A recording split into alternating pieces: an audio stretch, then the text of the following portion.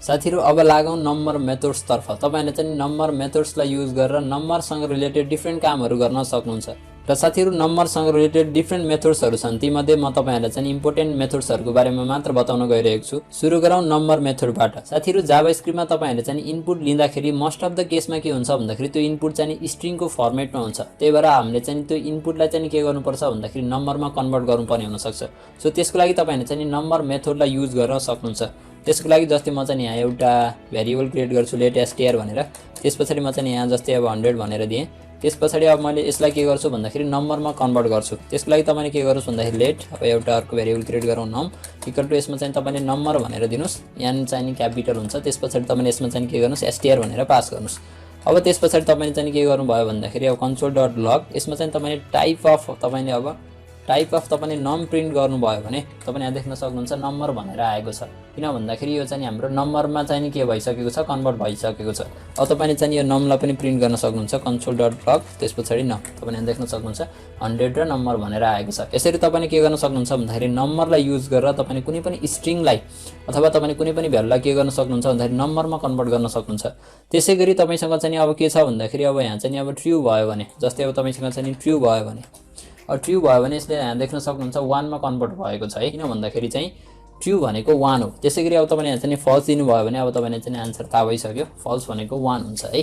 अब त्यसैगरी तपाईले यहाँ चाहिँ के गर्नु भयो भन्दाखेरि नल दिनु भयो भने यहाँ चाहिँ तपाईले नल दिनु भयो भने यहाँ देख्न सक्नुहुन्छ हाम्रो चाहिँ 0 भनेर आएको छ है। नल चाहिँ हाम्रो नम्बरमा कन्भर्ट हुँदाखेरि 0 हुन्छ। अब यसमा चाहिँ तपाईले के दिनु भयो भन्दाखेरि एउटा कुनै स्ट्रिङ दिनु भयो र स्ट्रिङमा चाहिँ तपाईले यहाँ चाहिँ हेलो भनेर दिनु भयो। यो त एक के हो भन्दाखेरि भ्यालिड हाम्रो नम्बर त होइन। त्यसपछि यहाँ तपाईले देख्न सक्नुहुन्छ नट अ नम्बर यो चाहिँ नम्बर होइन भनेर आएको छ। यो चाहिँ यो जुन हाम्रो हेलो छ यो त नम्बर होइन नि।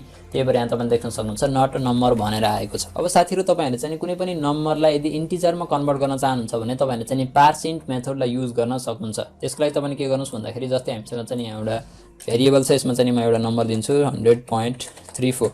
अब तपाईले यसलाई चाहिँ के गर्न चाहनुहुन्छ भन्दाखेरि इन्टिजरमा कन्भर्ट गर्न चाहनुहुन्छ भने तपाईले के गर्नुस् भन्दाखेरि पार्सिन्ट भनेर दिनुस् पार्सिन्ट त्यसपछि तपाईले चाहिँ str। अब तपाईले चाहिँ यसलाई के गर्नु भयो भन्दाखेरि प्रिन्ट गर्नु भयो भने यहाँ तपाईले देख्न सक्नुहुन्छ 100 मात्र भनेर आएको छ है।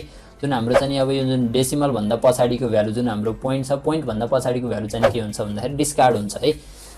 यसले चाहिँ केमा कन्भर्ट गर्छ इन्टिजरमा कन्भर्ट गर्छ। यो कुरा चाहिँ बुझ्नु पर्यो। अब तपाईले चाहिँ के गर्न चाहनुहुन्छ भन्दाखेरि कुनै पनि नम्बर चाहिँ इन्टिजर हो कि हैन भनेर तपाईले चेक गर्न चाहनुहुन्छ भने तपाईले चाहिँ इज इन्टिजर भन्ने मेथडलाई युज गर्न सक्नुहुन्छ। जस्तै अब हामीसँग चाहिँ यो जुन हाम्रो अब नम्बर छ एउटा यो चाहिँ इन्टिजर हो कि हैन भनेर तपाईले चेक गर्न चाहनुहुन्छ भने तपाईले के गर्नुस् भन्दाखेरि str डट तपाईले चाहिँ अब str डट हैन तपाईले यहाँ चाहिँ के गर्नुस् भन्दाखेरि नम्बर त्यसपछि तपाईले डट इज इन्टिजर भनेर लेख्नुस्। त्यसपछि अब तपाईले यसलाई चाहिँ प्रिन्ट गर्नुभयो भने तपाईले देख्न सक्नुहुन्छ फल्स भनेर आएको छ। किन भन्दाखेरि यो चाहिँ हाम्रो फ्लोटिङ पोइन्ट भ्यालु हो। यो चाहिँ हाम्रो इन्टिजर भ्यालु होइन। त्यही भएर हाम्रो आन्सर चाहिँ फल्स आएको छ। अब त्यसैगरी तपाईले चाहिँ के गर्नुभयो भन्दाखेरि 100 मात्र गर्नुभयो भने तपाईले देख्न सक्नुहुन्छ ट्रू भनेर आएको छ। किन भन्दाखेरि यो चाहिँ एक के हो भन्दाखेरि इन्टिजर भ्यालु हो।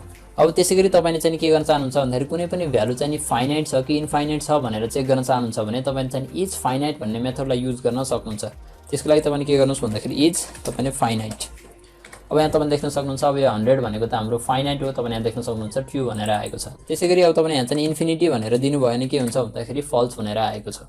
किन भन्दाखेरि इन्फिनिटी भनेको त इन्फाइनाइट नम्बर हो। त्यही भएर यहाँ तपाईले देख्न सक्नुहुन्छ फल्स भनेर आएको छ। अब साथीहरु तपाईहरुले यहाँ देख्न सक्नुहुन्छ मसँग चाहिँ एउटा नम्बर छ। सो म चाहिँ यो str को नाम चेन्ज गरेर num1 भनेर राख्छु। तपाईले यहाँ देख्न सक्नुहुन्छ हामीसँग चाहिँ एउटा num1 भन्ने भेरिएबल छ। यसमा चाहिँ मैले भ्यालु दिएको छु 100.345666 भनेर दिएको छु। अब तपाईले चाहिँ के गर्न चाहनुहुन्छ भन्दाखेरि जुन यो पोइन्ट छ त्यसपछि तपाईले चाहिँ दुईटा भ्यालु मात्र प्रिन्ट गर्न चाहनुहुन्छ अथवा तीनटा भ्यालु मात्र चाहनुहुन्छ अथवा चारवटा मात्रै चाहनुहुन्छ भने त्यसको लागि तपाईले चाहिँ टु फिक्स भन्ने मेथडलाई युज गर्न सक्नुहुन्छ। त्यसको लागि साथीहरु तपाईहरुले सबैभन्दा पहिले चाहिँ तपाईहरुले अब कुन नम्बरलाई चाहिँ कन्भर्ट गर्न चाहनुहुन्छ सबैभन्दा पहिले त्यो भेरिएबल नेम दिनुस्। जस्तै हामीले चाहिँ यहाँ num1 लाई कन्भर्ट गर्न चाहन्छौं। त्यही भएर तपाईले चाहिँ num1 दिनुस्। त्यसपछि तपाईले चाहिँ डट दिनुस्। त्यसपछि टु फिक्स भनेर दिनुस्। अब त्यसपछि तपाईले चाहिँ अब डट पछाडी चाहिँ तपाईले कतिवटा भ्यालु चाहनुहुन्छ कतिवटा नम्बर चाहनुहुन्छ तपाईले चाहिँ अथवा कतिवटा डिजिट चाहनुहुन्छ है। नम्बर भन्दा पनि तपाईले कतिवटा डिजिट चाहनुहुन्छ त्यो कुरा लेख्नुस्। जस्तै तपाईले चाहिँ अब यदि डट पछाडी दुईवटा चाहनुहुन्छ भने तपाईले यहाँ चाहिँ 2 दिनुस्। त्यसपछि तपाईले यसलाई सेभ गर्नुभयो भने तपाईले यहाँ देख्न सक्नुहुन्छ 100.35 भनेर आएको छ। र यहाँ चाहिँ के हुन्छ भन्दाखेरि भ्यालु राउन्ड पनि हुन्छ है। यो कुरा चाहिँ बुझ्नु होला।